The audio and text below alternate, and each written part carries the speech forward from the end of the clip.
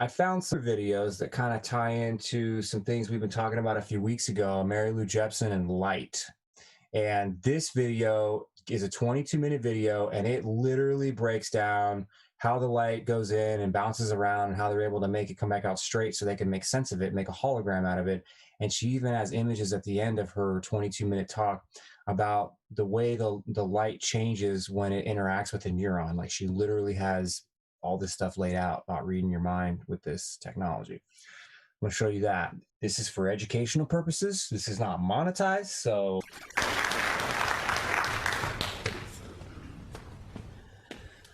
Hi, everybody. It's great to be here. Can you hear me? Yeah, good.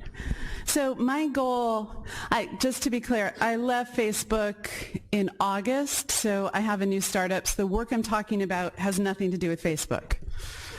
They like me to say that. They like me a lot to say that. So my goal is to put the functionality of magnetic resonance imaging into a consumer electronics wearable at comparable resolution. And I'm not saying MR into a wearable, but the functionality of the imaging capability into consumer electronics, because then we can harness the force of the consumer electronics industry to make it better, not on these 7-year clips, but every 6 months. This could have profound implications for both healthcare and communications, and this very same technology could enable us to communicate with thought alone, and I want to talk a bit about that today. I've been working on imaging technology really for 3 decades, from a really long time in lots of different grad schools to 20 years shipping stuff. I'm known for shipping stuff.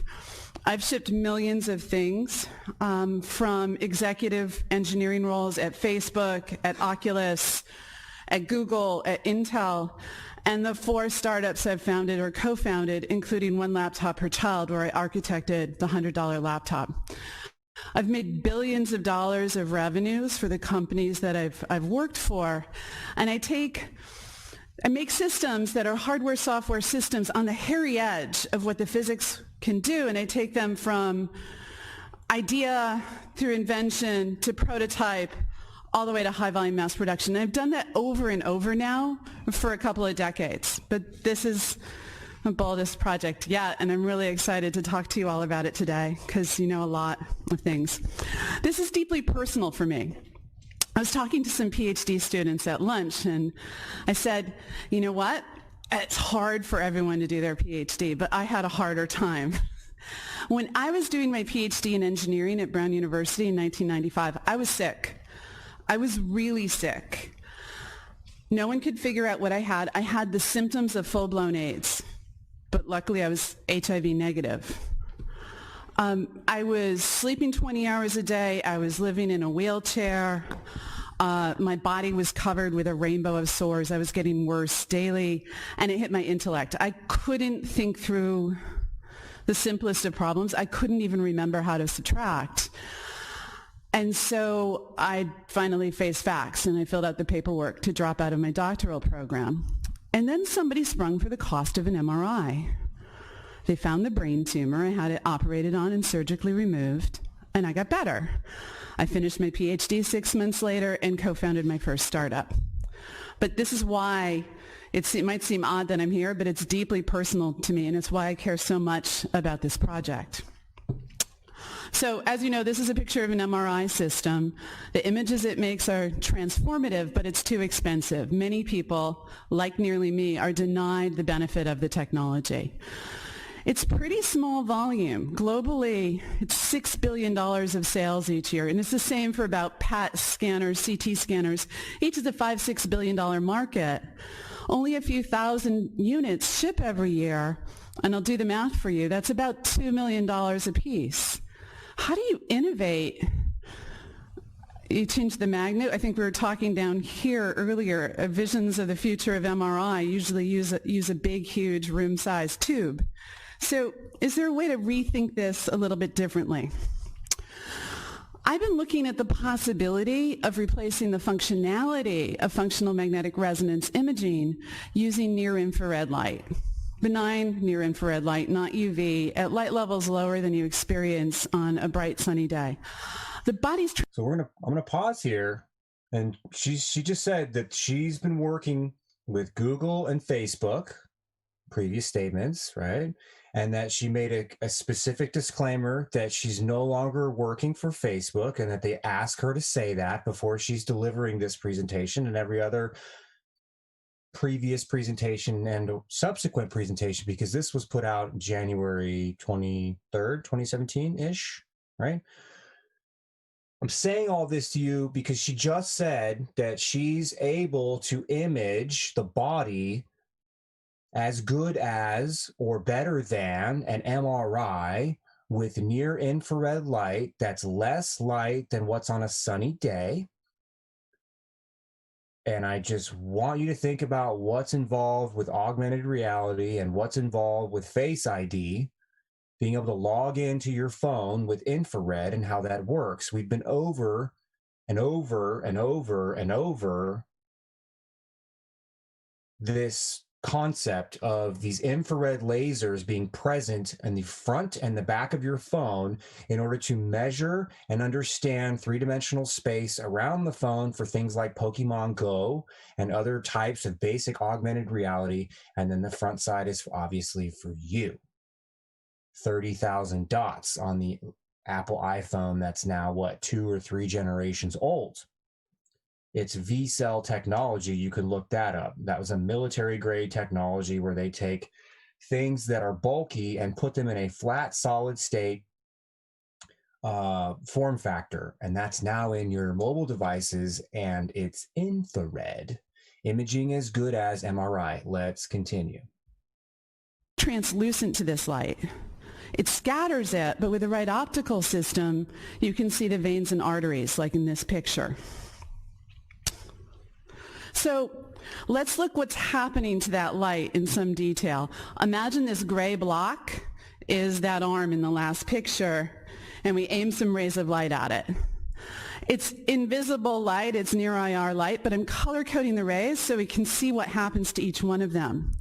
The light's going fast, it's going at the speed of light, but it gets to the detector at different times.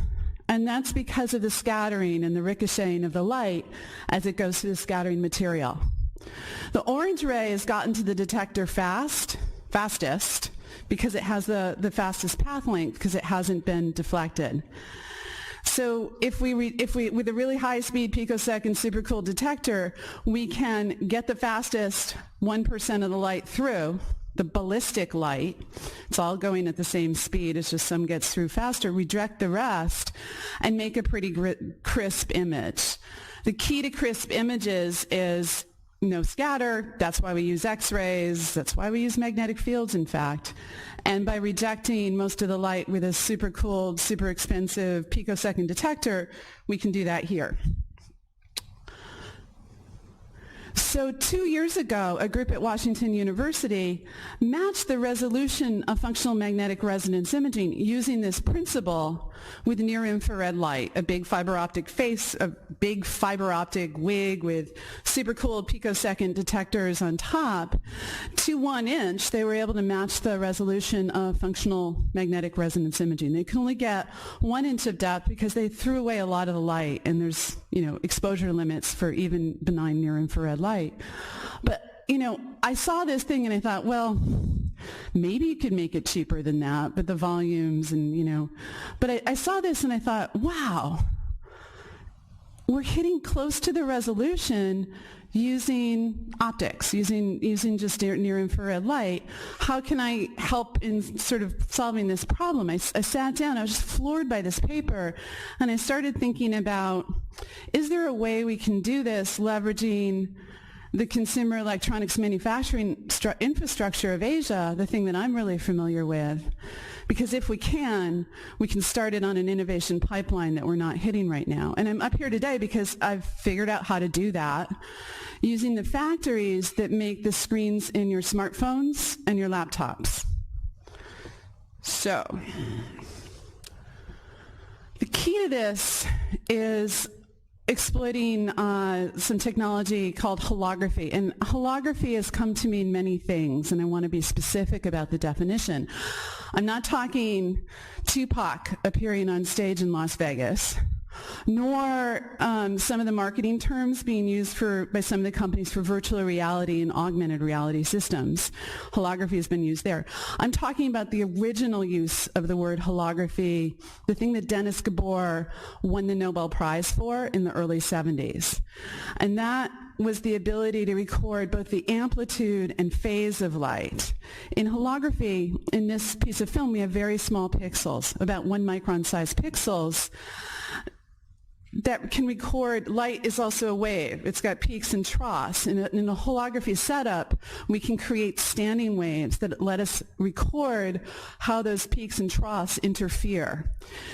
Standing waves are a lot like when you pluck a guitar string and see the vibrations of the nodes of that guitar string. That's what we do in holography. And using holography, we can record all of the light that reflects off of that object, that transmits through that object at all of the angles all at once. We can even do that if the object is a scatterer. We can even do that in the near infrared, like the scattering of our bodies. Then there's this other incredibly cool property of holography. And you guys are technical. We can invert the holographic image to cancel and neutralize the previous holographic image. It's called phase conjugation. But with that property, by taking a hologram of the scattering material, we can then compute the inverse to neutralize the effect of the scattering, to make the body effectively transparent so we can look at the absorption of blood, for example. So,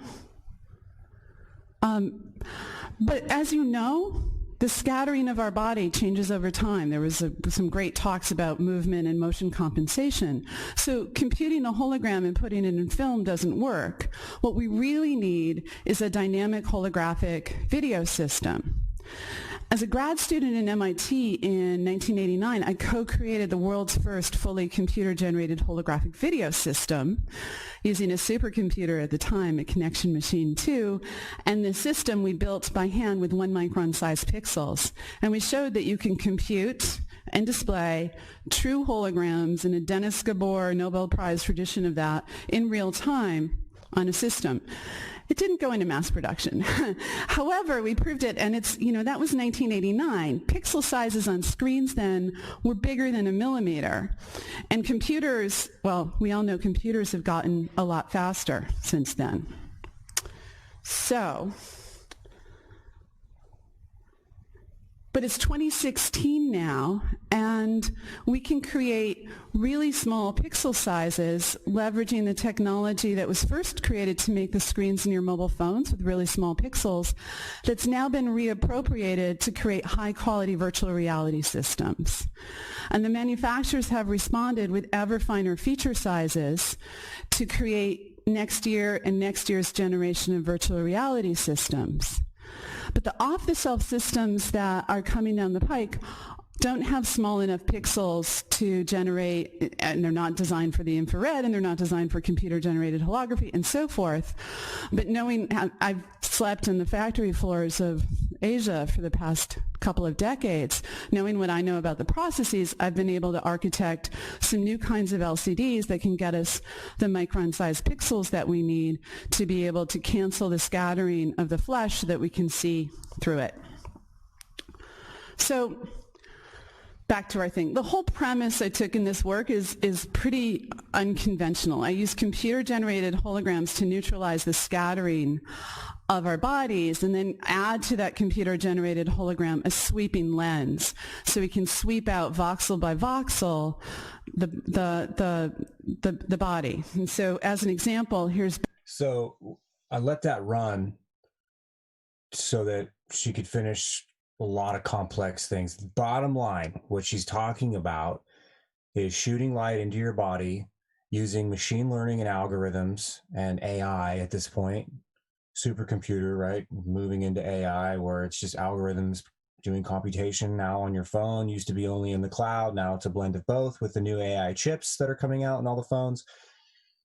You shoot light into your body and they're able to have an inverse image created that basically removes your skin and your bone and your fat and then your muscles, and then be able to select different organs and see all the way through your body. And, you know, think about like spy glasses where they change the switch or the knob or the frequency, and you go from naked to I can see bones to now I can see organs or flesh, and then, you know, it goes back to bones and then back to naked, right? Just as a cartoonish analogy that somewhat provides a visualization of what it is she's just spent the last 5 or so minutes, 7 or so minutes talking about being able to do with computer software and the manufacturing stuff that's currently in production for things like cell phones, laptops, tablets, computers, using existing hardware sets, being able to literally see the different varying layers of your tissues, of your biologic meat suit. Back to a light coming in, we basically invert the scouting of the body and focus all of the light on a voxel.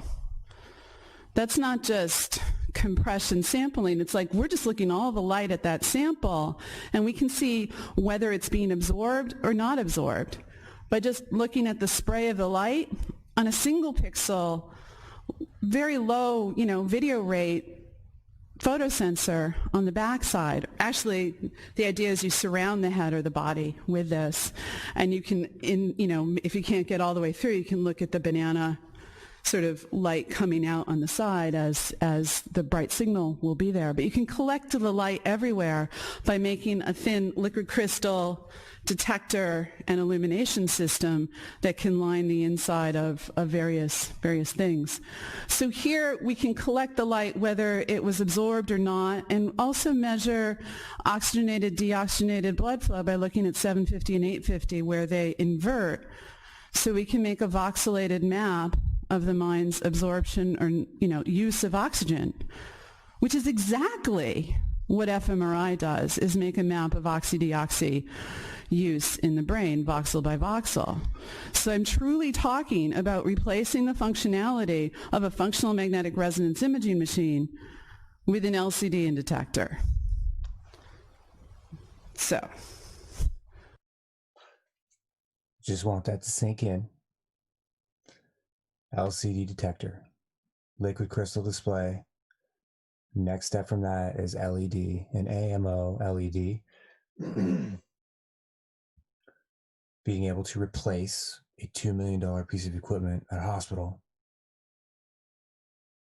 So the commercial version that you voluntarily would buy is going to be, and she'll show you, something like a ski cap or an ACE bandage with these little wafers on them that are ultrasound and infrared light and photoreceptors, ultrasound emitters and receivers, transducers, to do things like read your brain, as well as image for things like cancer, which is a high selling point.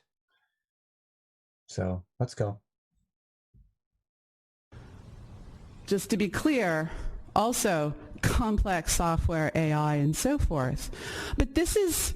Oh, well, there it is in her own words, complex software and AI. That is where the value is.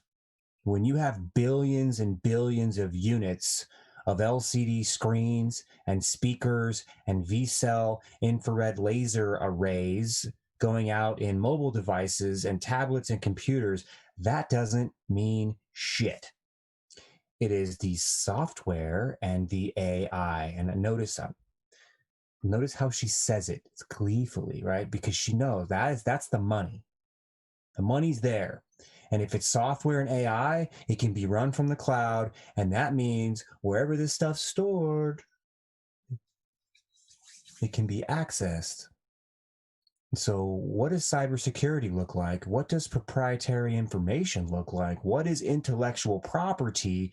And ironically, or maybe not ironically, we're talking about accessing the brain. So do you value your intellectual property? Do you think you have any? Are your thoughts your property? If they have any monetizing value or not, are your thoughts your property? And it goes to the Fourth Amendment, the right to privacy, and all of that. Intellectual property does not exclusively exist amongst corporate, bureaucratic. I'll just leave it there, because we're being raped, folks. Psychologically raped. This is a big cost reduction from a multi-million-dollar system to something that's used to crank out the LCDs in your laptops and cell phones, and some clever encoding systems. So I'm pretty excited about it. So I've spun out of Facebook, started a new company in August. It's brand new. We're working on 2 systems. I call them Bandage and Ski Hat. We'll get better names. But at any rate, the idea is to line the inside of the ski hat with flexible LCDs illuminated with infrared illumination that can scan out voxel by voxel your body with the complex software. Obviously, in the body, we need to do more sampling, but you can do it at very fast rates. So you just resample the hologram to see through the scattering. So this technology is so fantastic and potentially transformative. I just want to emphasize it's a natural progression of the tools of our time. Big data analytics, complex software that's enabled, deep learning and so forth, a lot of stuff we talked about this morning. And I think the thing that's been ignored is the ever-increasing capability of the consumer electronics manufacturing structure, particularly that of the subcomponents and optoelectronics in Asia. The very factories, the $10, $15 billion factories that make LCDs and OLEDs. And so it's really leveraging that. And so if we can put this on that track, we can get incremental turns of improvement at the rate of consumer electronics by harnessing the force of consumer electronics and getting better and better systems every 6 months. So reducing the cost of MRI was clearly important to save my life 20 years ago. It's clearly important in the developing world, but also in the developed. As we saw yesterday, we know MRI imaging is better for detection of breast cancer, but we don't use it, not only in the country with the highest healthcare expenditure per dollar in the world, but really any country. And if we can lower the cost, we can save more lives. I had the head of the mental health institutes of a large European country tell me the moment I have this ski hat in production, he's issuing it to every patient with clinical depression in his country. And that's because there is no way to do continuous monitoring of mental disease or neurodegenerative disease. But in the case of clinical depression, people don't kill themselves when they're at rock bottom. They kill themselves as they're coming out of clinical depression on their therapy in often a non-linear and erratic way. And if we can do continuous monitoring at MRI resolution, we could keep people safe. Obviously, there's implications for understanding, giving better therapy, and potentially curing mental disease and neurodegenerative disease with better understanding of what's happening and better data sets rather than just incrementally having an MRI once a month or once a year. But there's more. It's funny, I have notes for this and I can't see them. Did I just screw that up? Yeah, I did. Okay. So inexpensive MRI can save so many people, but it can also potentially enable us to communicate with thought alone. And for the past, part of the reason I'm talking about this early, when the national academies have said reverse engineering how the brain works is one of the top 5 global priorities of our day, when the White House, the European Union have put big money into sort of reverse engineering the human brain, we're not talking collectively as a community about the ethics of doing that. And so that's actually one thing I can do now that I'm in a startup, because I don't need PR approval to talk about things. For a decade now, neuroscientists have shown using fMRI, they can enable people to communicate with thought alone. And here's an experiment I'm going to show you. This is by Jack Gallant's lab at Cal Berkeley. And in this study, he put subjects in MRI machines for hundreds of hours, showing them YouTube videos and making recordings of fMRI recordings of their minds reacting to the YouTube videos. Then a new image sequence was shown, the one called presented clip, and the computer decoding fMRI scan data alone guessed what it thought the subjects were looking at. It's pretty close. It's grainy, but it's getting close. This is 5 years ago. This has been replicated globally by many different research groups and showing it's not just limited to this. If you're thinking of music, the words you're about to say, emotions, and so forth can be pulled at the speed of thought from your mind. So with the portable ski hats, we can amass thousands of hours of training data per person and use better data analytics and data mining to be able to get higher resolution and higher fidelity with such a system. But it also might be possible to measure the neurons themselves, not oxygenated, deoxygenated blood flow, which is an indication of neural activity, but actually neural activity. When a voltage goes down a neuron, the membrane momentarily, in a millisecond, roughens. That scatters light, just like scratching my eyeglasses with sandpaper would scatter light. Then when the voltage goes back down to zero, the scattering stops. By neutralizing the scattering of the brain, we may be able to pick up the heartbeat signals of the neurons themselves. A bit like this. So back to our diagram, we're now focusing down to a voxel, a millimeter voxel. We're aiming to hit 1/10 of a millimeter voxel. And based on the heartbeat scatter of the neurons, we could just look for distribution, again, at low rate, no picosecond supercooled detectors. This is low-cost detectors. Look for a change in, sorry, I'm switching between two slides here. Look for a change in the distribution of light. That's a reach goal. We're looking at it. We're just working on oxy-deoxy and blood right now. And by the way, blood is really useful for seeing if there's a tumor, for arteries grow there, if there's internal bleeding, or where there's not blood in the body, where something's clogged. So it's incredibly useful, not just for brain, but for body, just for blood. But we can do chromophores and other things. And obviously, you get into injectables and two-photon systems and radiating tumors in reverse, or writing neuron states using optogenetics. We know that with IR light, we can change the voltage of the neuron in reverse.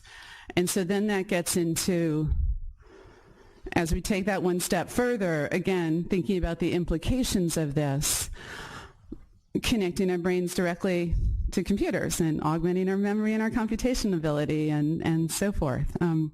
So really... Okay, well, Google, former Facebook head, department head, MIT, PhD, just said that reading and writing to the brain, right, is on the horizon. And this idea of optogenetics, we've heard about this a bit. It's one of the major research areas for interacting with the brain. It's been ongoing for two decades, I think now. Reading and writing to the brain with infrared light and being able to use infrared light to change the voltage of neurons. That is what this lady is talking about. So, Operation Warp Speed, here we go. Evolving ourselves, not AI that everybody's scared of, but real I, right? Like when we can really do that. So, and when we are able to do that, just again to think about the implications, we're not the only things with brains on Earth. And so as we think about transcending language, I'll just let you think about that. that octopus is never going to get to go to school. But, you know, like, honestly, dogs and various animals, rats are able to smell cancer and landmines. What if we could collaborate with them better? Even with low-resolution imaging, we may be able to, we might stop eating them. We might start collaborating with them. Who knows? And then there are many people with Stephen Hawking's disease and many neurological conditions, from stroke to all kinds of things that limit the output of one's brain. But on this meta level, we're all Stephen Hawking in that we're limited in the output of our brains by mechanical parts of our body. How fast our mouths move, how fast our fingers type or write or draw. What if we were capable of communicating at the speed of thought, to be able to dump images and music and ideas directly out of our heads? What could we be capable of? So I've invented the architectures, created the first demos that show 12 inches of depth with 1 millimeter voxel resolution. Prototypes next year. Thank you.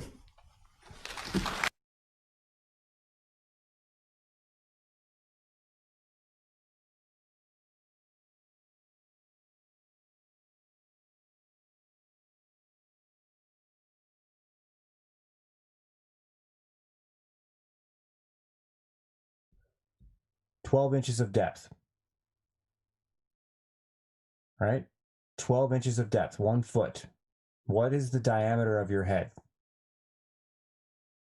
So theoretically, off-the-shelf components that are made to go into things like your cell phone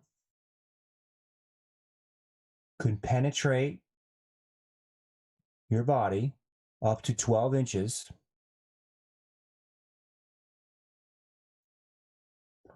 And if it's pointed at your head, how far into your brain is that?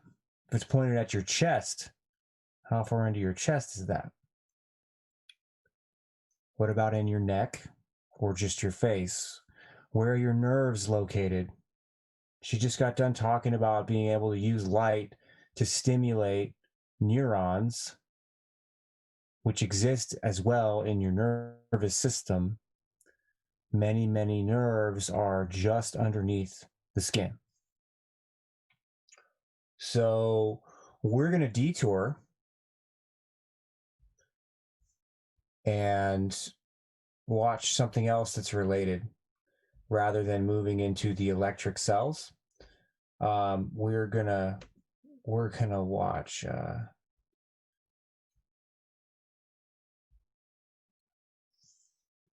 we're gonna watch this lady right here from Facebook, Regina Dugan.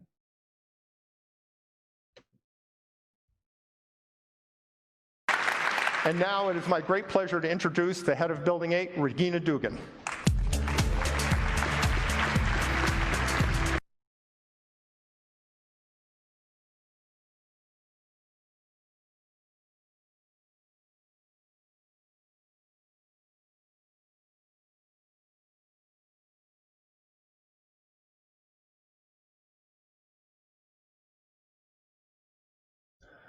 She's talking on mute. So note the date.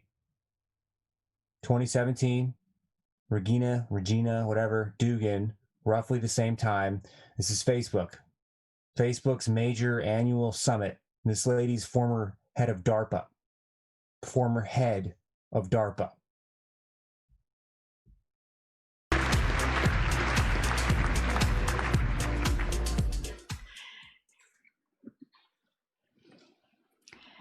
In my entire career, I've never seen something as powerful a force in the world as the smartphone that didn't also have unintended consequences, sometimes grave, sometimes everyday.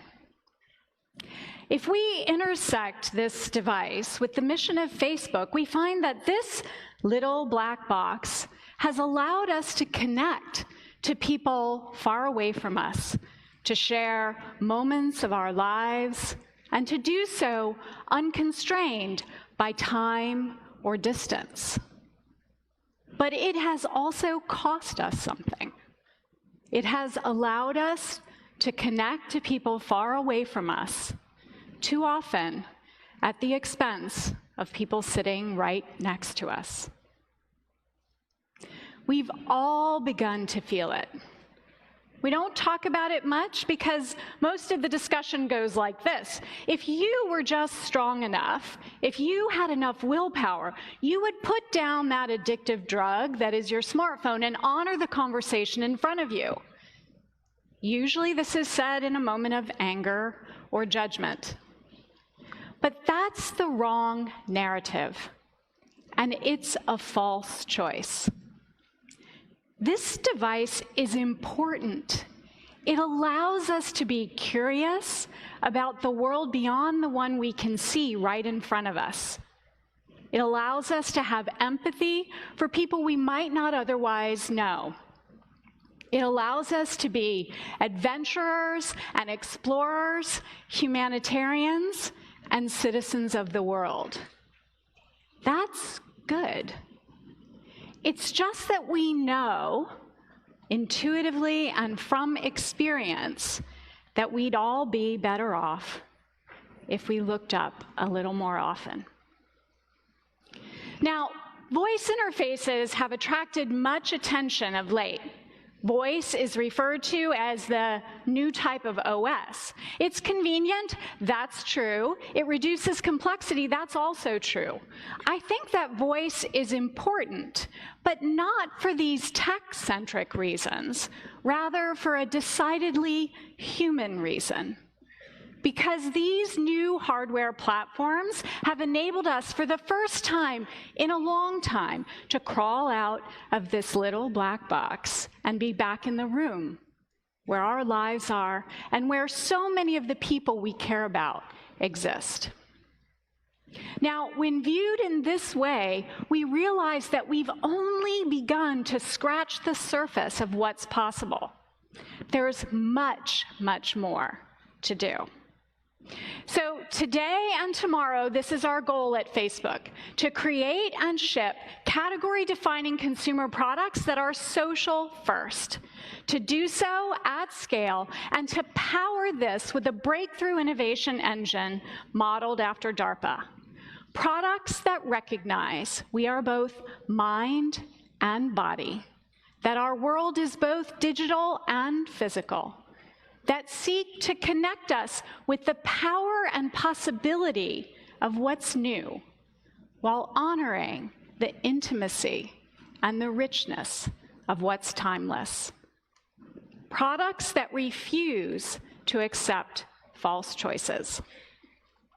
So let me give you an example of what I mean. Let's start with your brain. Your brain has 86 billion neurons that fire 1,000 times per second.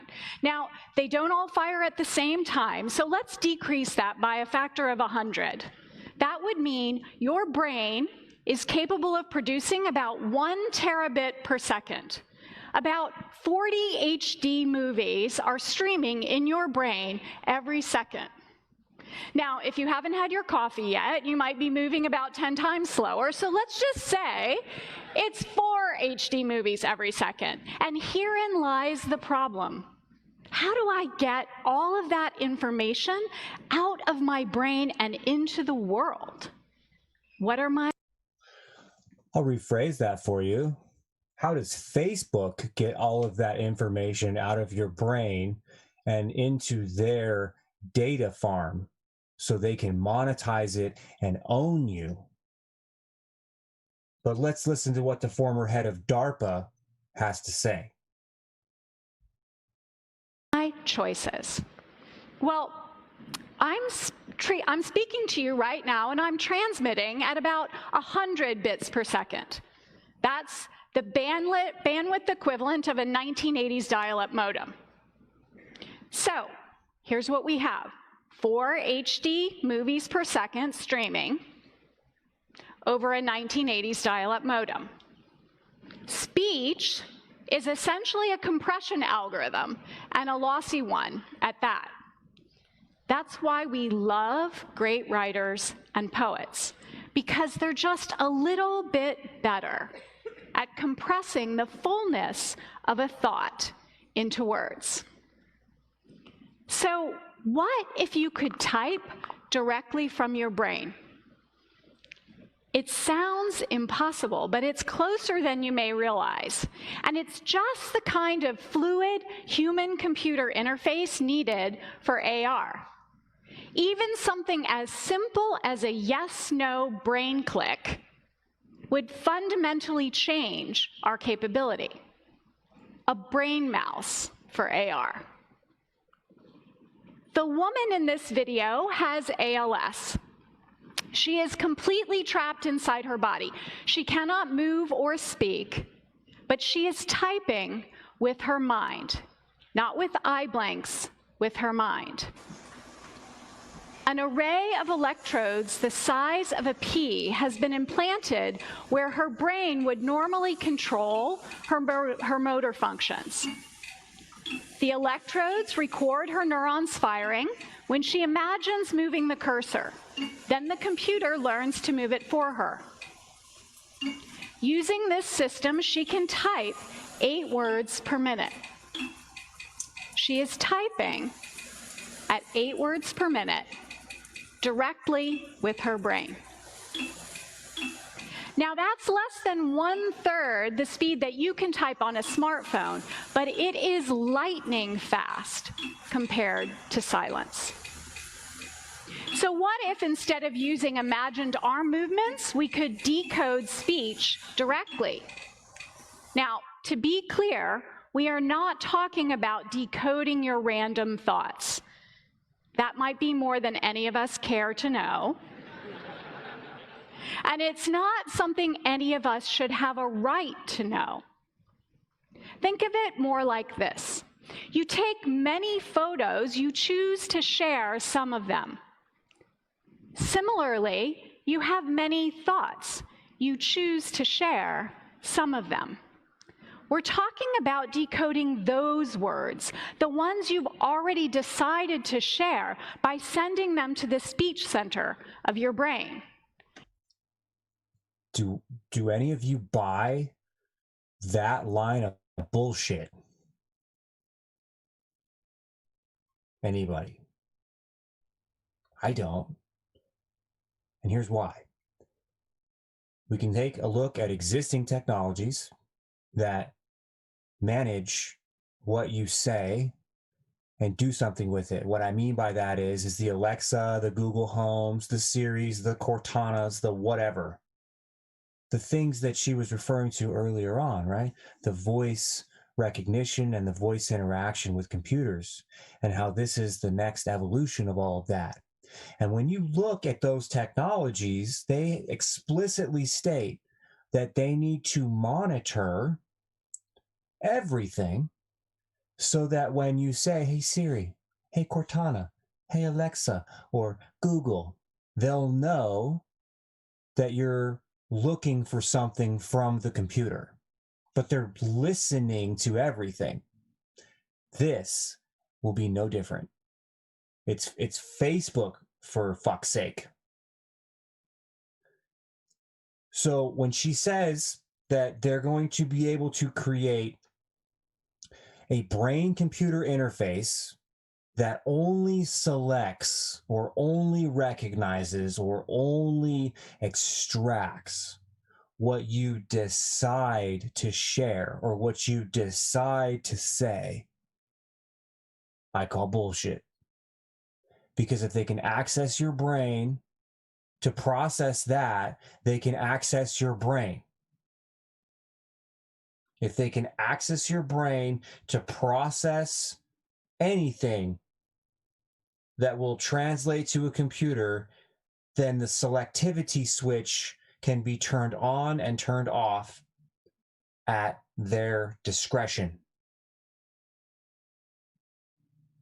And I can show you existing patents that Facebook holds that use backscatter ambient radiation from wireless towers and radio towers and television towers and satellites, the backscatter unused communication energy, backscatter background radiation.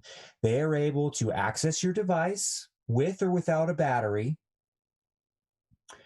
and turn on your camera, your microphone, access your contact lists, your emails, your pictures, whatever, and interact with your phone and send and receive data to Facebook networks with or without a battery, and you don't even know it's happening. So she says this with a nice, pleasing NLP, I'm your friend, I'm your mommy figure, I'm your whatever, this freak is selling this idea of Facebook being a trustworthy entity to have access to your brain, and that they are going to have the integrity to value something like the Constitution, your speech, and your Fourth Amendment, all of which these fucksticks, pardon my language, this stuff gets me pretty riled up. Blatantly, these people, these groups, blatantly violate it now, and then lie to Congress about it. So let's continue. A silent speech interface, one with all the speed and flexibility of voice, but with the privacy of typed text. Better yet, with the ability to text a friend without taking out your phone, or to send a quick email without missing the party. No more false choices. Now, Marc Chevalley is the lead for this effort. He's a physicist, neuroscientist, and 6 months ago, he had the idea that this might be possible. Today, we've assembled a team of more than 60 scientists, engineers, and system integrators. They specialize in machine learning methods for decoding speech and language, in optical neuroimaging systems that push the limits of spatial resolution, in the most advanced neural prosthetics in the world. And we're just getting started. Together, we have a goal of creating a system capable of typing 100 words per minute, 5 times faster than you can type on your smartphone, straight from your brain. Over the past 3 decades, work in artificial speech recognition has produced powerful tools to decode text from brain activity while people are speaking. This is real data showing the remarkable result of mapping brain signals to text directly. Now, these systems don't currently operate in real time, and what's more, they require surgery, implanted electrodes, and that simply won't scale. So we'll need new non-invasive sensors that can measure brain activity hundreds of times per second and precise to millimeters. And without signal distortions, even as they read through hair and skin and skull. Now, no such technology exists today. We'll need to develop one, and we think optical imaging is the best place to start. Optical imaging may be the only non-invasive technique capable of providing the spatial and temporal resolution we need, and thanks to technological improvements in performance, cost, and miniaturization driven by the telecommunications industry, we have a very big wave to ride. So how do we get optical techniques in the sweet spot of performance, sampling hundreds of times per second and precise to millimeters? We start by filtering for quasi-ballistic photons. Now, if you've ever pressed a red laser pointer to your finger, you know that your whole finger glows red. The reason you don't see the original resolution of the laser pointer is that most of the photons scatter many times as they pass through, flying off in all directions. The photons are diffuse, and diffuse photons won't give us millimeter resolution. Now, due to chance, some don't scatter at all. These are ballistic photons. If we filtered only for these, we would retain the original resolution of the laser pointer. It's just that there are too few of them to see. Ballistic photons won't give us enough signal. Quasi-ballistic photons are somewhere in between. They scatter, just not too many times. And if we get the trade-off just right, we can get the spatial resolution we need and have enough photons to measure. Okay, so the next problem to solve is speed. Optical techniques are fast, which is good because speech is encoded in the high-frequency oscillations of neural activity. That means we'll need to sample hundreds of times per second to decode them. But today's optical imaging systems, they don't measure neural activity. They measure blood oxygenation, which is a time-integrated sum of neural activity. It is robust, but it is too slow to capture speech. Instead, we will need to measure the neural activity directly by capturing instantaneous changes in the optical properties of neurons as they suck in sodium and spit out potassium. They want to measure instantaneous changes in the neurons as they suck in sodium and spit out potassium. Those are ions, and those flow through ion channels. Those are voltage-gated ions. They interact or work with voltage-gated ion channels, VGCCs, I believe. So they're going to use light to measure the ionic changes, the ionic concentrations down to a neuron or a few neurons. She said millimeter resolution, so that's many, many, many neurons. With quasi-ballistic photons from infrared light, and they're on every single mobile device standard when you get one. And so I've been told, even if you jailbreak it or whatever you want to call that, where you pass through their protection, so to speak, the operating system, so you can manage it yourself, it's even there. So the F9 algorithm, something like that, there's probably others. Just this is what these people are doing. So what are they doing with that invisible laser array as you sit and stare at your mobile device or your computer? What are they doing?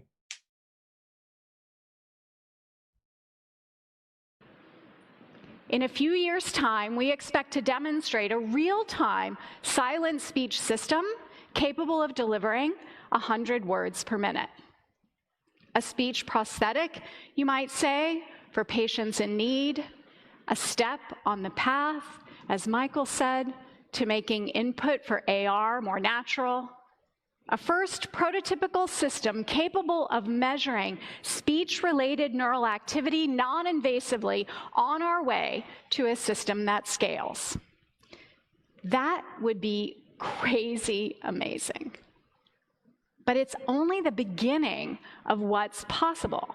It gets better because your brain activity contains more information than what a word sounds like or how it is spelled.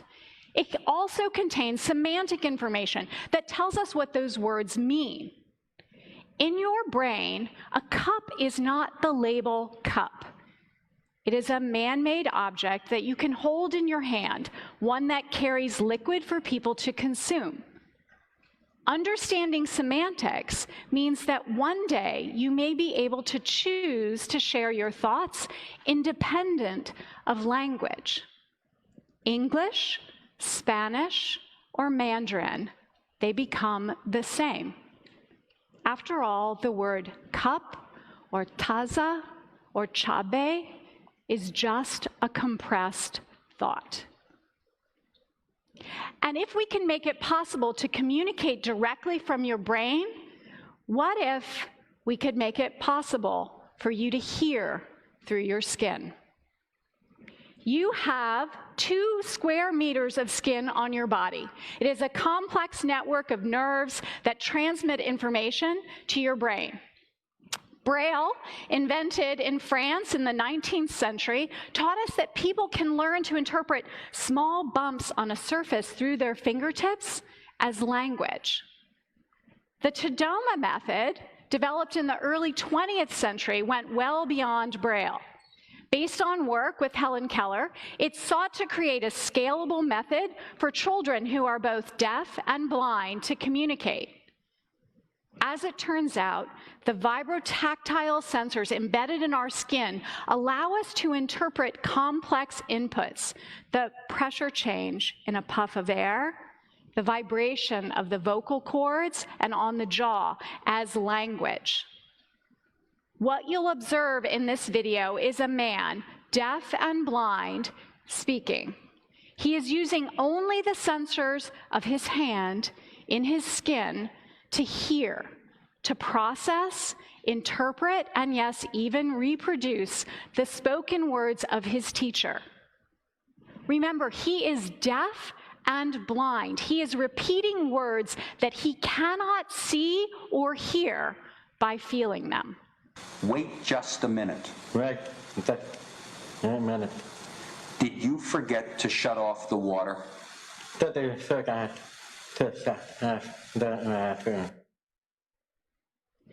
From the 1950s until today, what all of these techniques have in common is our brain's ability to reconstruct language from components. We are wired to communicate and connect.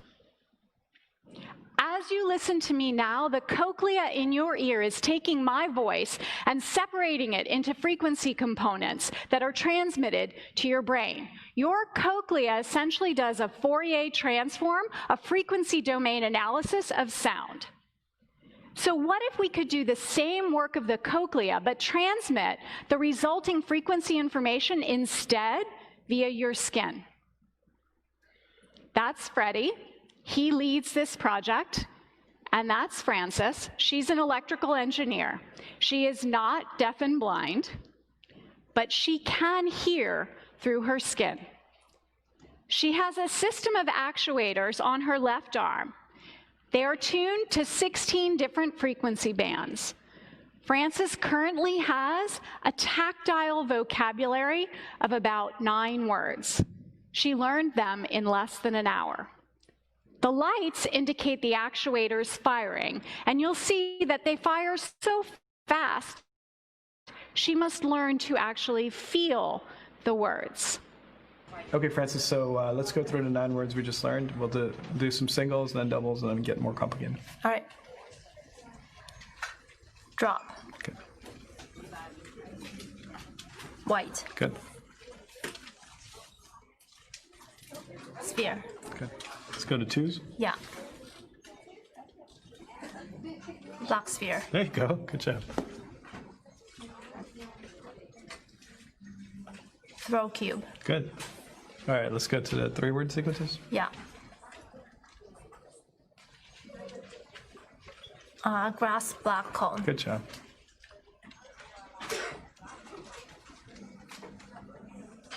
Grass white sphere. All right.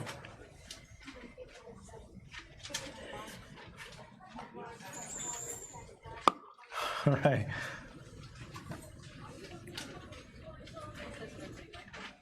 Throw white sphere. All right. It's amazing.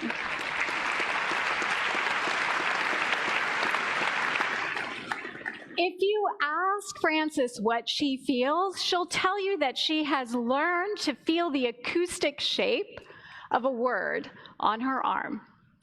The word black moves from low frequency regions to high frequency regions. The word blue is more localized. She processes these shapes in her brain as words. She's learning how to use the artificial cochlea we made for her skin. If we put these 2 things together, they suggest that one day, not so far away, it may be possible for me to think in Mandarin and for you to feel it instantly in Spanish. Imagine the power such a capability would give to the 780 million people around the world who cannot read or write, but who can surely think and feel. Now, despite being much closer than perhaps you realized, these things are still a few years away. And yet, somehow, it feels urgent to us because we don't always have the luxury of time. I once read an article that said 93% of our face-to-face time with our parents is done by the time we finish high school and leave home. Now, most people experience that fact like a kick in the gut. Why? Because it's a profound reminder of the power of connections and that we should do all that we can to increase our sense of presence and connection beyond that remaining 7%. This is my mom. When I moved from the East Coast to the West Coast, I struggled to figure out how to stay connected to her. I tried lots of things, most of them didn't work, and I could feel her drifting away from me. I finally decided that I would try to phone her every day in my... Okay, I don't want to hear about her and her mom. So there's two.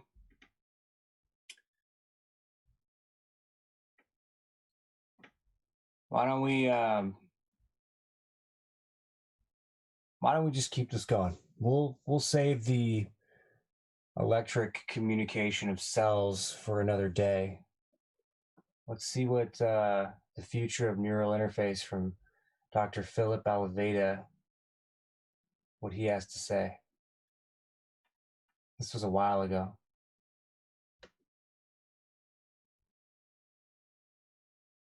My name's Philip Alvelda. I am the program manager Jeff was alluding to, one of the new guys in the biology technology office. And I actually came to the office to work on this very problem, this very challenge. The idea of what comes next, what is the future of how we interface with the nervous system. And I came to DARPA really quite specifically because of the work that he and his team had done, and all the brilliant research that grew out of that environment of imagining what's possible to help initially the injured warfighters, but more broadly, what comes after.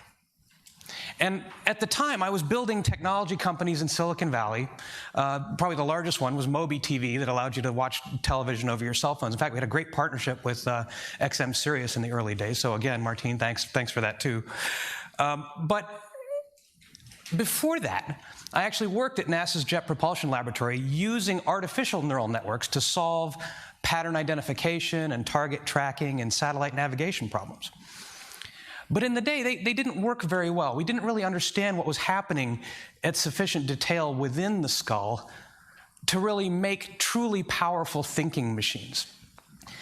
But when I saw this work, I started having one of those conversations that you technologists in the audience will be familiar with. You know, you start to say things to yourself like, well, that's really quite amazing, but you know what they really need? And what I thought they really needed was, now having proven these ideas, they needed someone who could take the very latest in microelectronics and the very latest photonics and engineer systems with them, start to build the next generation tools that could empower further research and broader utility. But even before, or even beyond the research and the development, they also need someone who can take those technologies and figure out how to build an industry around them.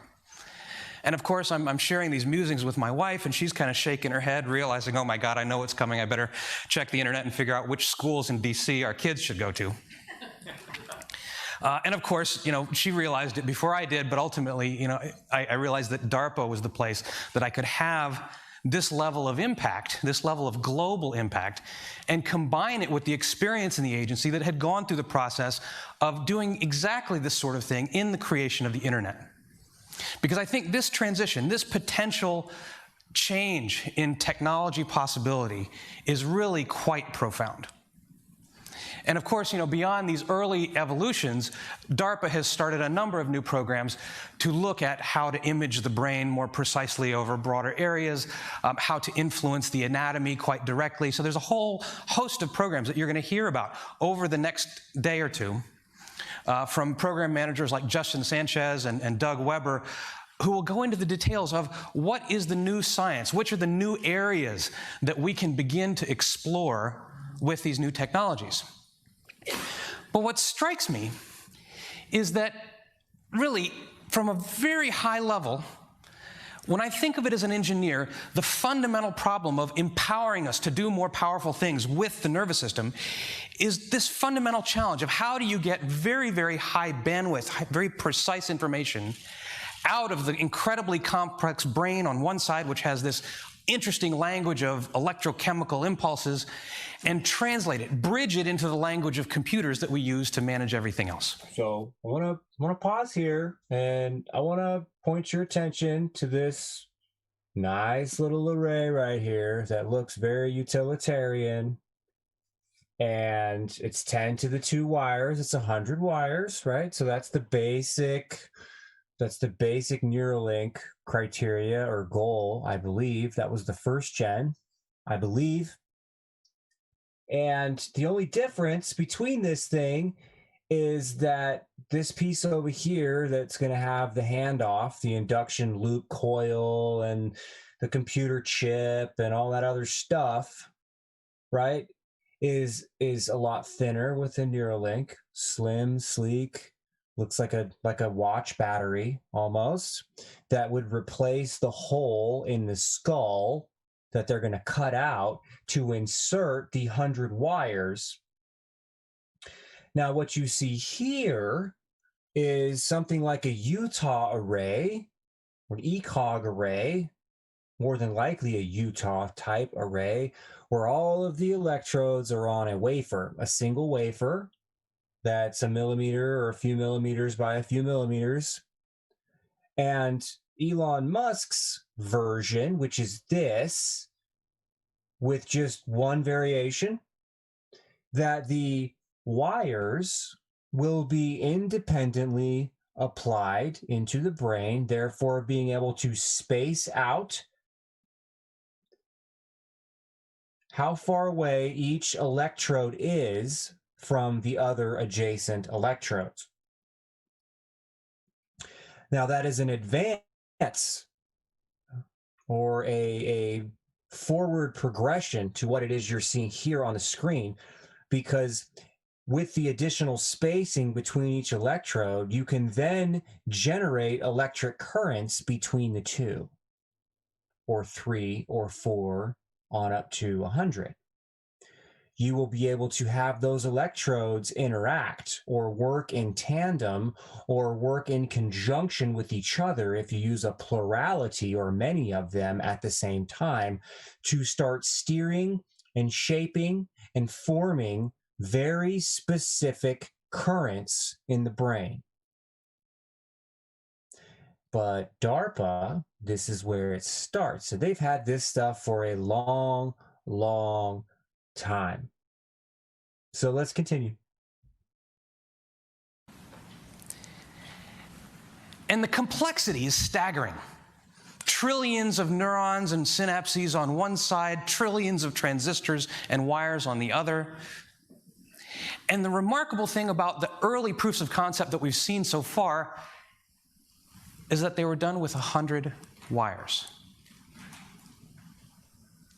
So the remarkable progress has come despite this enormous 10 orders of magnitude bottleneck that's limiting what we can get in and out of the brain. So really, we're at the very beginning of what's possible in this industry. So let me put this in context for you. If we think of how does this apply to the computing or the telecommunication revolution, I'd like you to travel back in time with me. I've chosen this example in honor of one of our other speakers, John Sculley, the storied early CEO of Apple. But here, you remember this?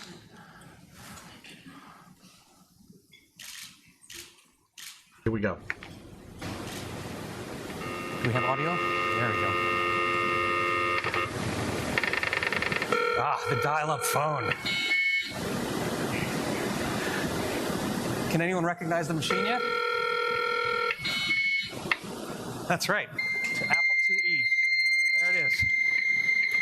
So this was the first telecommunication product in computing that had the integrated modem within the computing machine. Look at it go.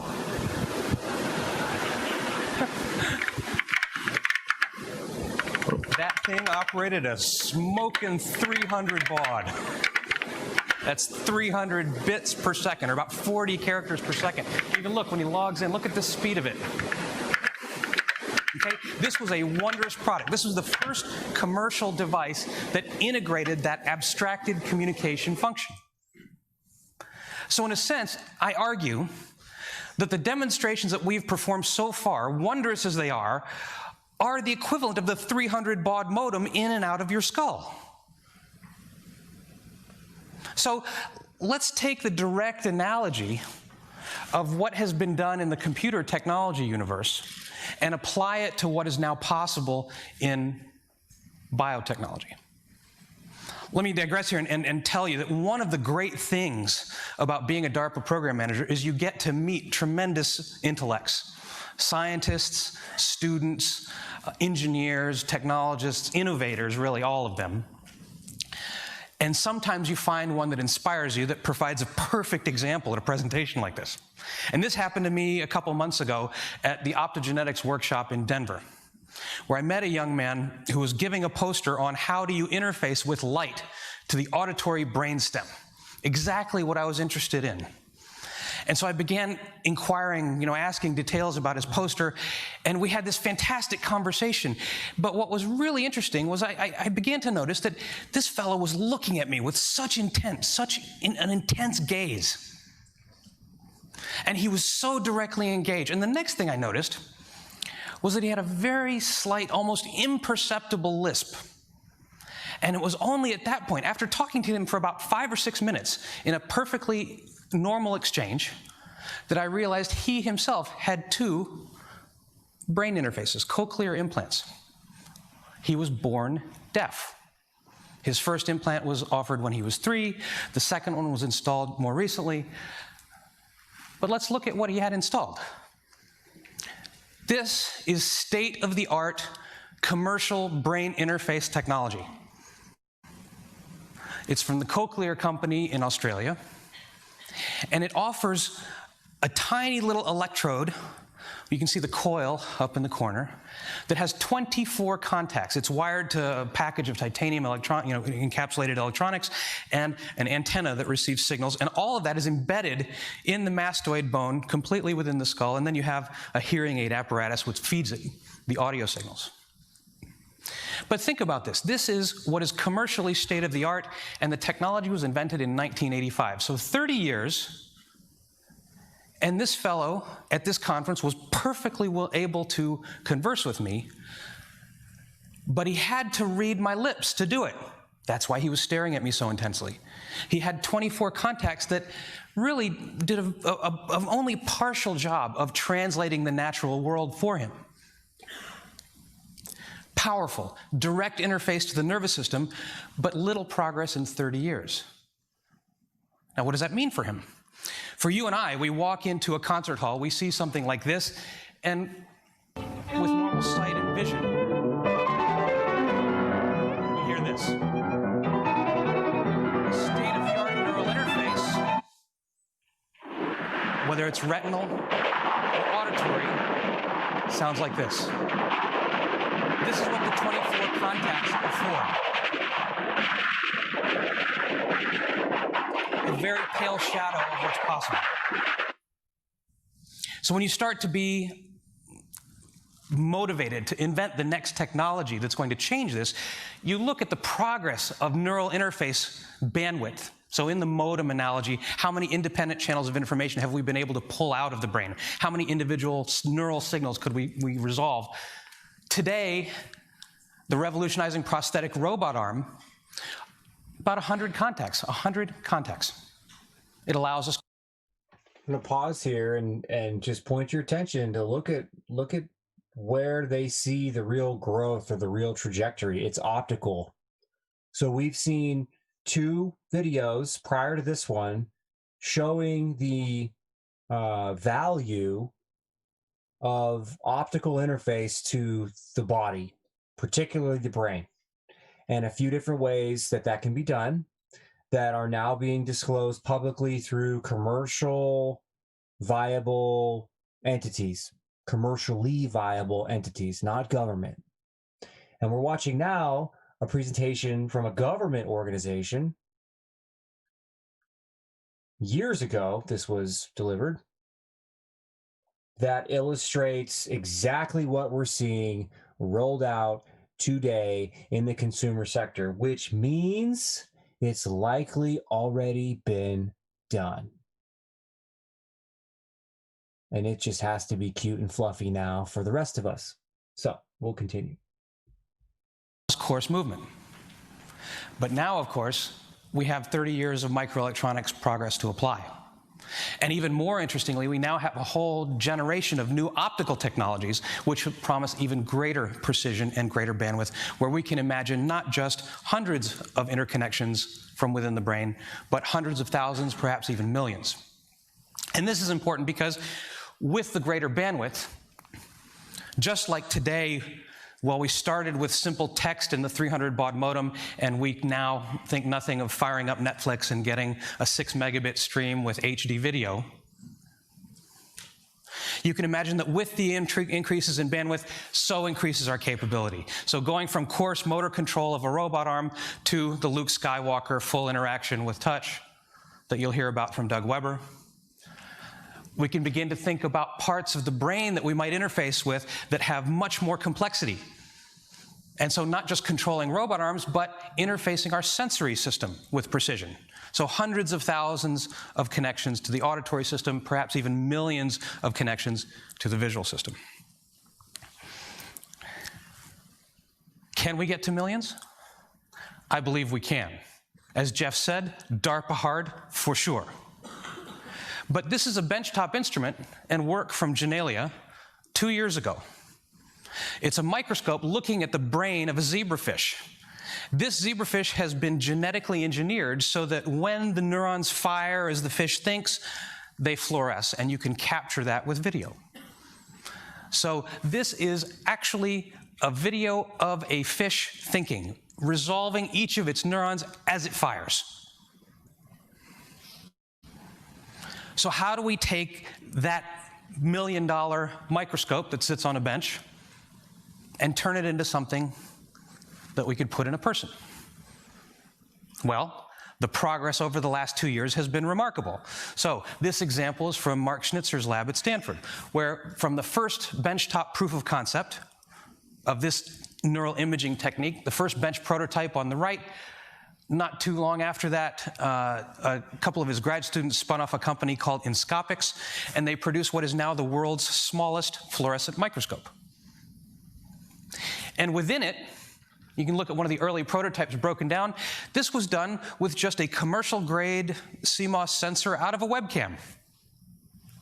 Edmund Scientific Optics, a commercial-grade LED.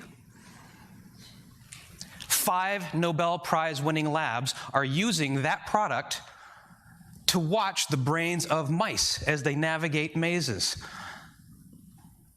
doing cognitive studies of what happens in the brain as marmosets handle objects and identify things. Are you guys hearing what this man's saying? What he's saying is that common consumer devices possess highly sophisticated, high resolution, high fidelity, high definition components within them that are around us. We have access to them. They're cheap and available and are now proliferated throughout the world in mass. And we think, oh, cool.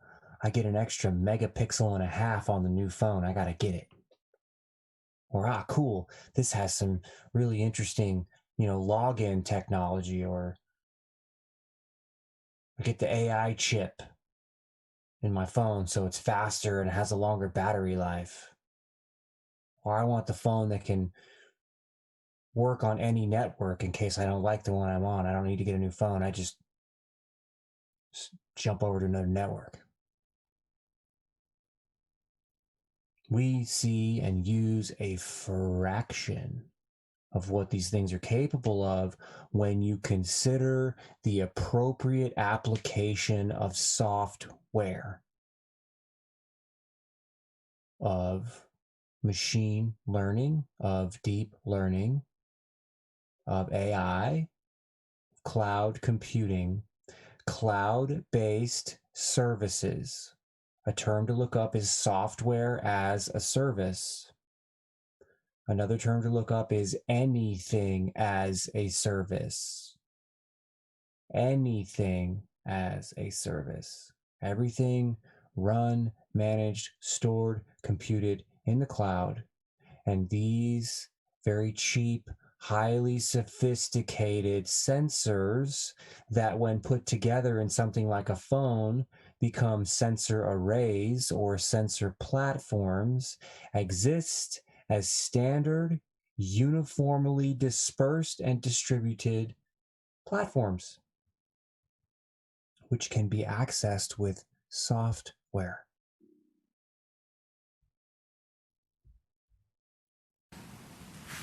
But this isn't quite ready for putting in a human yet. So this is where DARPA comes in. What does the next type of system replace the discrete optics with? CMOS-style color filters, just with process layers. We're taking what used to be discrete optics and miniaturizing them and planarizing them, whether it's a lenslet to focus or even in the middle, Michael Watts' work from MIT, where we're making these active emitters. So not only could we sense and image what's happening in the brain, we could write to it and cause the neurons to fire. We could stimulate the brain as well.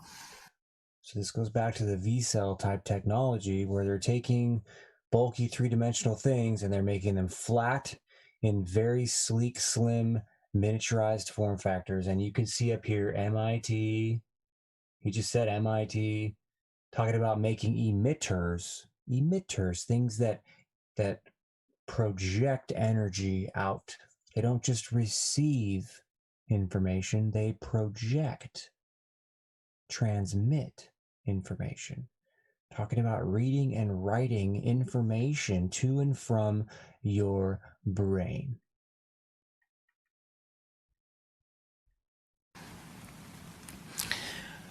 But figuring out how to image and talk to and write to the brain is only part of the problem.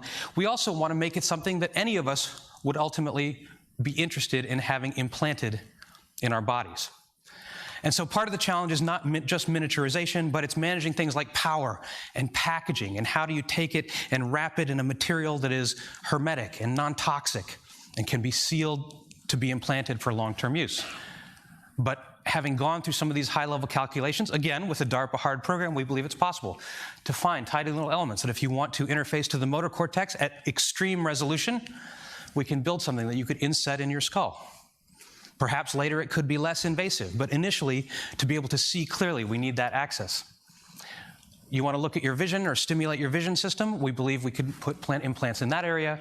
And of course, whichever part of the brain you want to be interfacing with, we believe, just like the computers had a modem that abstracted that communication function, wherever you want information out of the brain, we can build a generic part that has a high precision neural interface.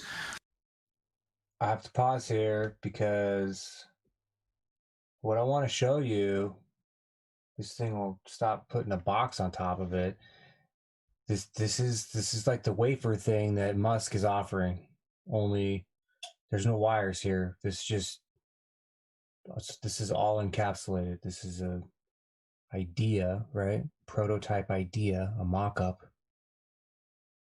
These things are going to start coming out in many different flavors.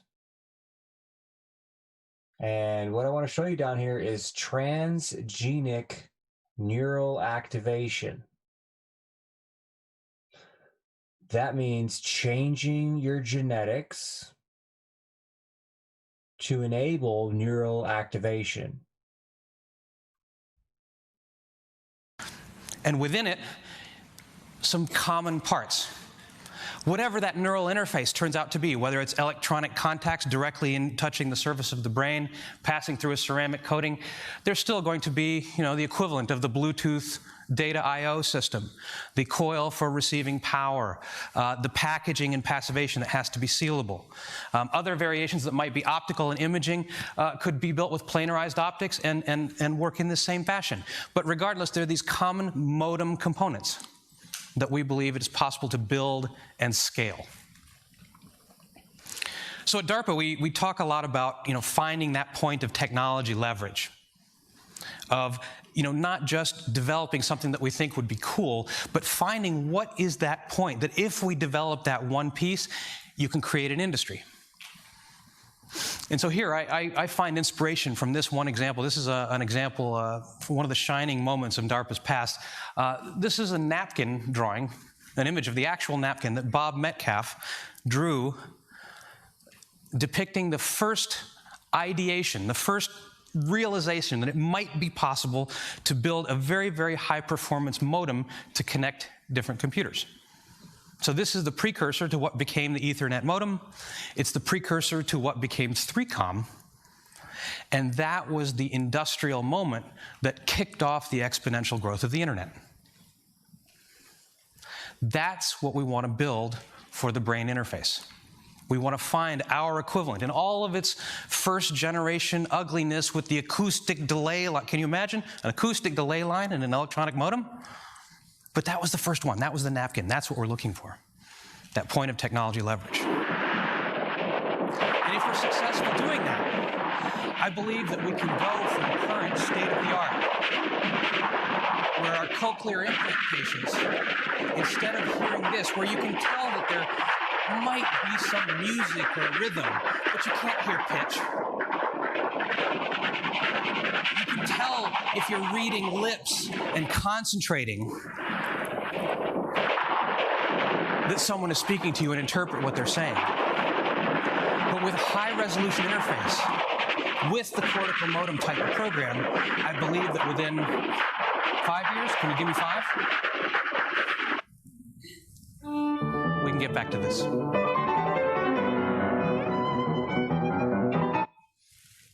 And so quite literally, I believe that with these types of technologies, we can allow the blind to see, the deaf to hear, and the mute to speak. And beyond that, Jeff Ling has, he inspired me to come to DARPA in many ways with his leadership. And he talked about freeing the mind from the limitations of the body. But if we're successful in doing that with these types of technology, I think we can go another step. I think we can actually truly free the mind from the limitations of even healthy bodies. And once we do that, we can go beyond just restoring lost function and imagining what are the things that we could do beyond restorative medicine. How can we extend our capabilities, extend what we see, eliminate peripheral electronics, change the communication industries, and bring about a very important change. Now, in closing, I'm going to refer to my grad school. So I went to grad school at MIT. Some of you may know the motto of the Institute, mens et manus. So it's mind and hand. And the theme, of course, was that, we engineers at MIT, we imagine what's possible, we apply our minds, and then we apply our hands to create them and to change the world. I think maybe we should think about what the next motto should be. Because I really do think with these types of developments, we stand on the very brink of changing our society from one that interacts with our world solely with our hands to one that can determine our fate and influence our world directly with our minds. Thank you.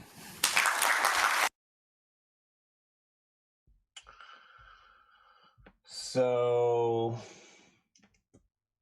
that was a while ago. We're there, guys. We are there.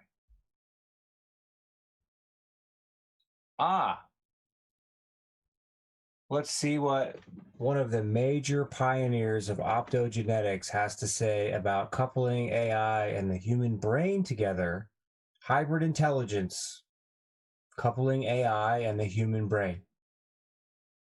Ed Boyden is top of his field with an emphasis and focus specifically on optogenetics. He does other things as well, but this is MIT's optogenetics guy, world renowned.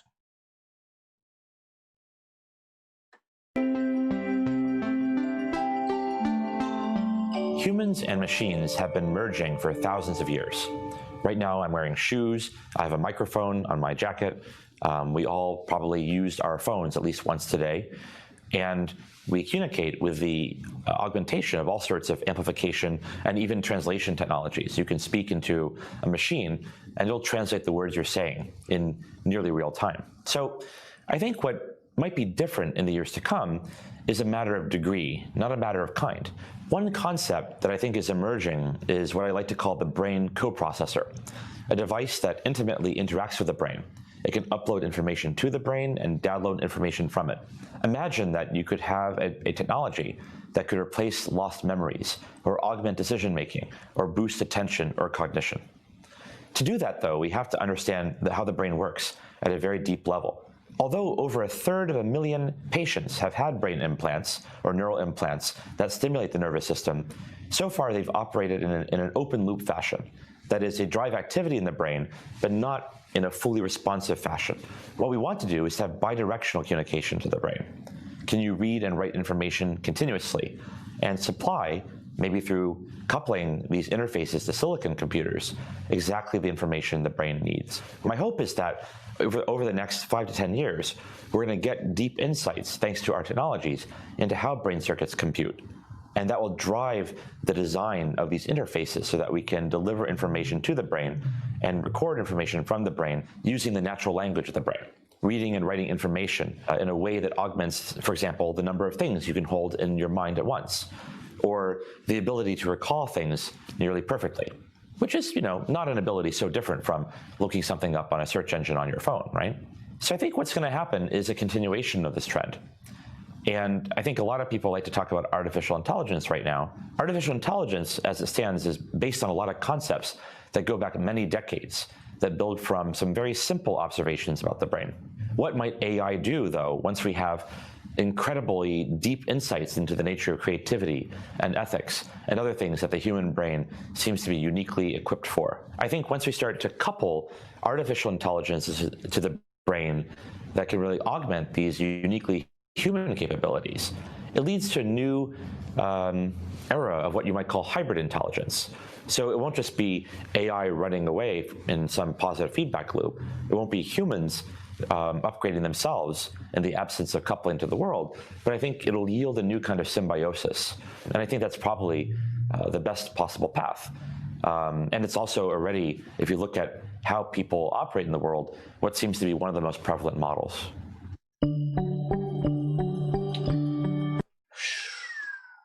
AI and the brain. We have time. We have time for more.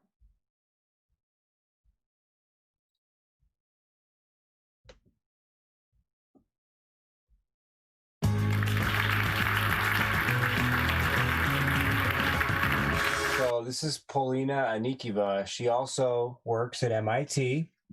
She focuses on fiber optics and nanomagnetic materials to interface with the brain.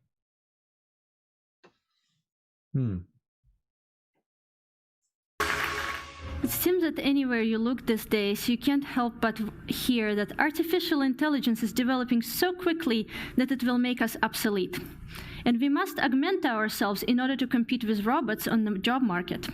Just the other day, I saw a magazine cover that showed a logical progression from a Neanderthal, modern human, to a cyber-enhanced being with some mystery hardware strapped to her hairless head.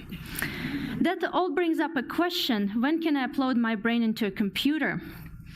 My lab works on interfaces with the nervous system. And whenever I get asked this question, which is at every dinner party, I can't help but wonder whether this is an ill-posed question.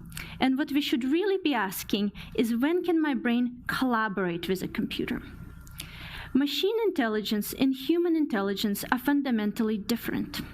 A task of folding a wrinkled sock takes seconds for an untrained human who is also eating cereal, talking on the phone, listening to the radio, while a highly trained robot will wrestle with a sock for a few minutes while doing absolutely nothing else. On the other hand, a trained human will spend a few minutes on an integral of a sine function multiplied by a polynomial, while a simple calculator can crank this out in a fraction of a second. The human brain and the machine brain are fundamentally different. Human brain is a generalist. A machine brain is a specialist. And this difference in operation lies in difference in hardware. The building block of machine brain is a transistor. It can switch billions of times per second, but is only connected to 3 neighbors.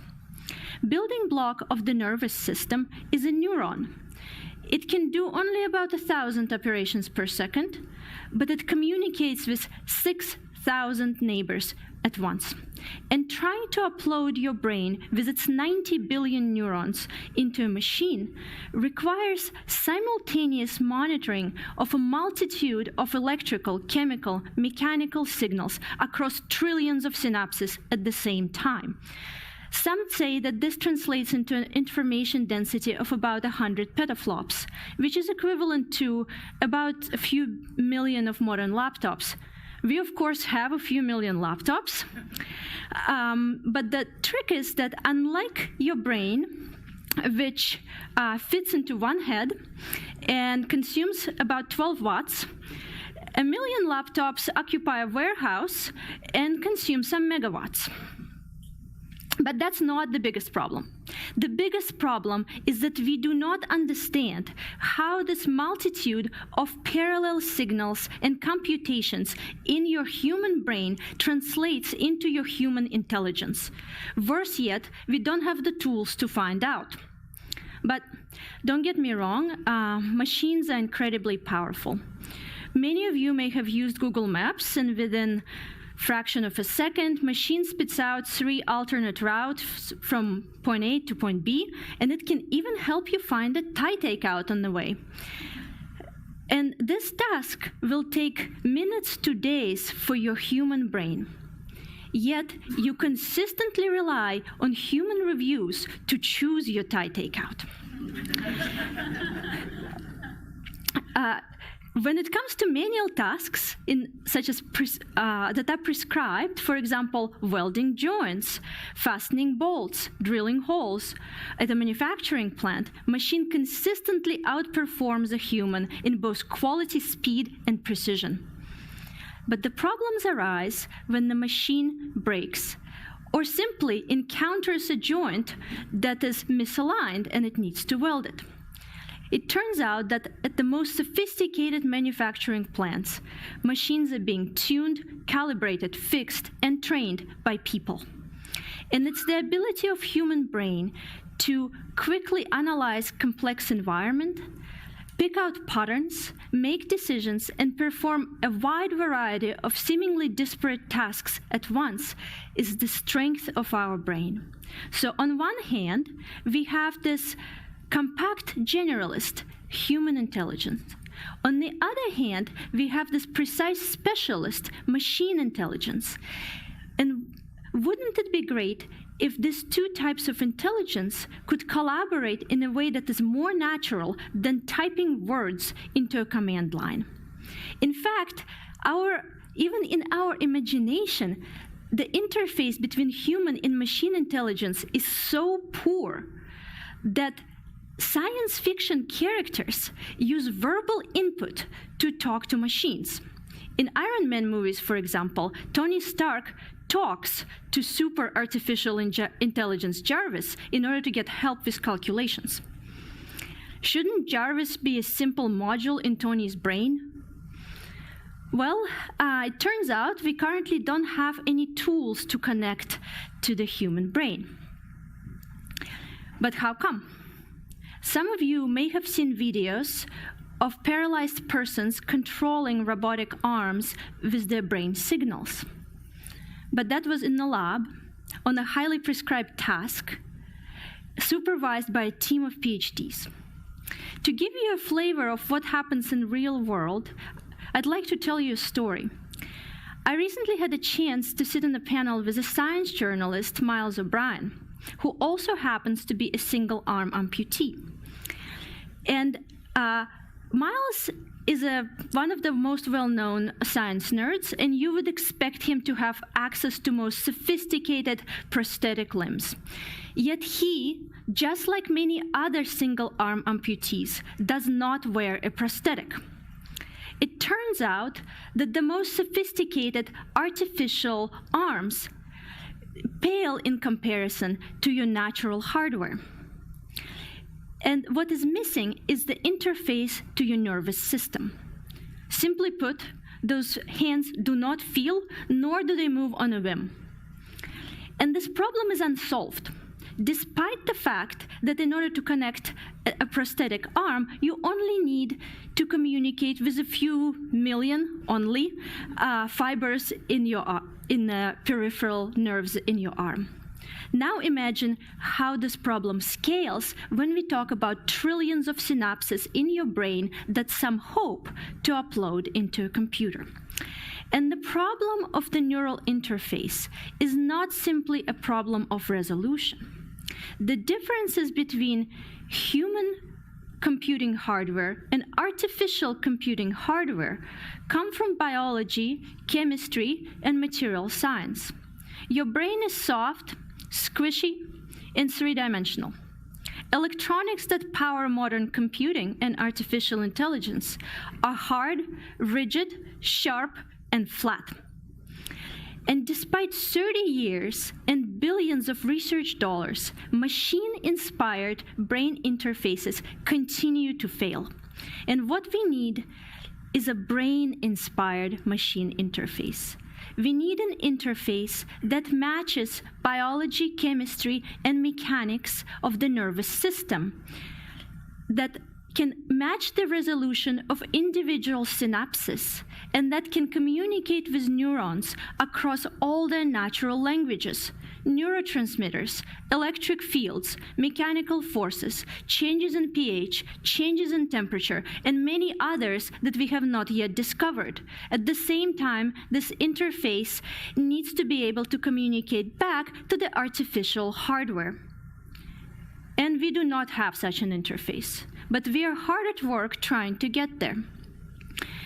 In our lab, we have developed nanotransducers that are 1,000 times smaller than individual coffee grinds.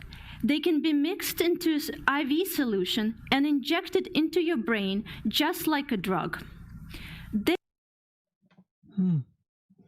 So, nano-sized particles can be mixed into an IV solution and put into your brain. Okay, well, that just means it passes through a catheter, or a hollow tube.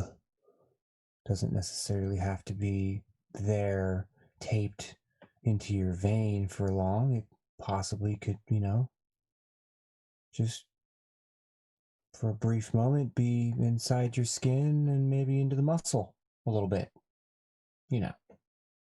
Be done in no time. You'd be back on your way, traveling at warp speed. There, they can receive signals from outside electronics and convert them into one of neuronal languages, for example, heat. Our colleagues are busy working on devices that can record from neurons and transmit those signals to outside electronics. Yet even with the most sophisticated hardware, we can only communicate with a few thousand neurons. We are orders of magnitude away from trillions of synapses. In the meantime, artificial intelligence is marching along. And it's developing much more quickly than the hardware required to interface with your entire brain. And it's likely going to be a missed opportunity to not take advantage of artificial intelligence as a specialist plug-in into your generalist brain. And this type of future is likely much, much closer than trying to develop a comprehensive understanding of every synapse in your brain. And even if we did develop such an interface, should we really spend energy on uploading this compact generalist into an army of specialist machines, a sock folder, a joint welder, or a tie takeout reviewer? Wouldn't it be more efficient to, for example, add a specialist piano player or a GPS unit to your generalist brain? So one might wonder whether there is even space in our brain for all the information that artificial intelligence is capable of delivering and receiving.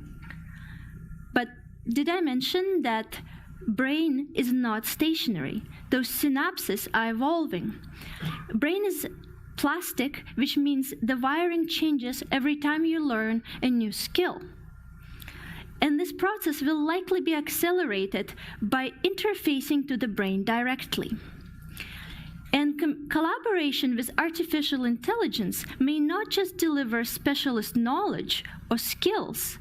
This partial interface may make our own human brain even more powerful and diverse generalist.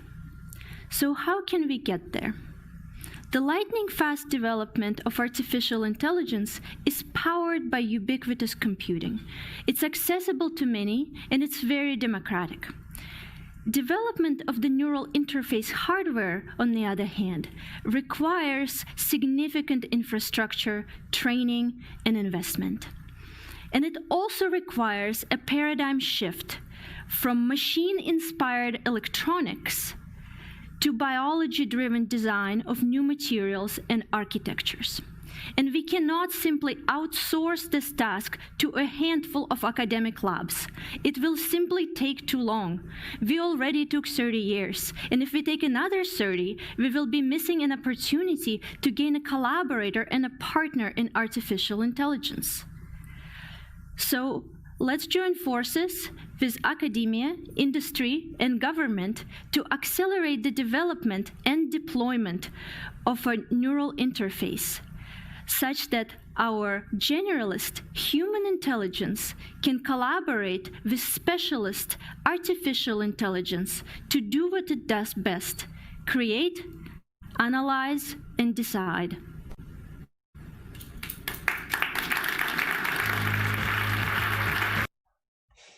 So that's a loose smattering of what is on this particular page.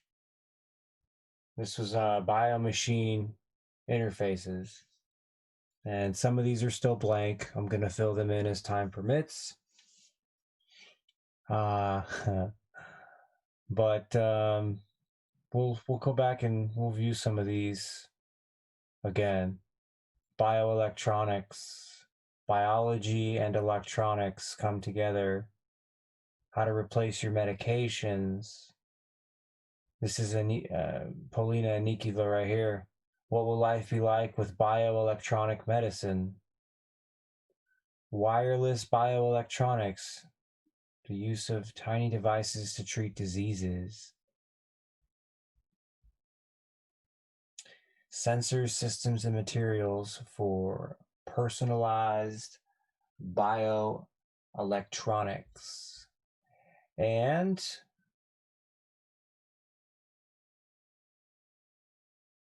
you have bioenergetic medicine. Oh, is that where we just were? Yeah. Interesting. I'm going to find some stuff and populate the rest of these. Some of these are blank. This is the area that I just posted to. Actually, it's not here. Interesting. Yeah, it is. This is the next area. One of the next areas I'm going to get into is trying to figure out how to put together quantum internet and tie in quantum biology. Or when I say that, I'm kind of like just making up a term, but the quantum mechanics as it relates to biology, and then translating that out to the internet, because that's really where this was all going. And Lieber's stuff kind of works that way. When you look at Charles Lieber's work, when you're dealing with the nanoscale, things are functioning with quantum mechanical principles. So this nanotech stuff, there's a lot going on there. When they start making nano networks, and this one, for example, nano bioelectronics, just quantum internet and quantum communications are going to occur, and they're just it's going to function seamlessly to some extent at the nanoscale. There won't need to be conversion from one science to another, quantum to classical science. There will be conversions at some point, but it's going to be a lot more efficient if they can just run a quantum network. And that's possible with patents like this, large-scale cryptographic key distribution network. This talks about basically open air transmission of quantum communications. It's called free space.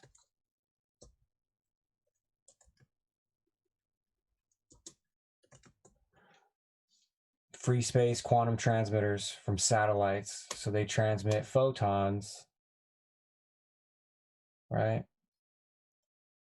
And they can combine these satellite-based quantum key distribution systems with land-based fiber. So if they can transmit photons from space down to Earth, quantum encryption, and then they can run quantum encryption over fiber optics. And then when the wireless networks get more densified, 5G, then they can run it back to free space quantum. You have a quantum network. Quantum networks will be here. They already are here, but they're going to be here in mass with 5G. And that's the stuff that's going to tie right into our biology.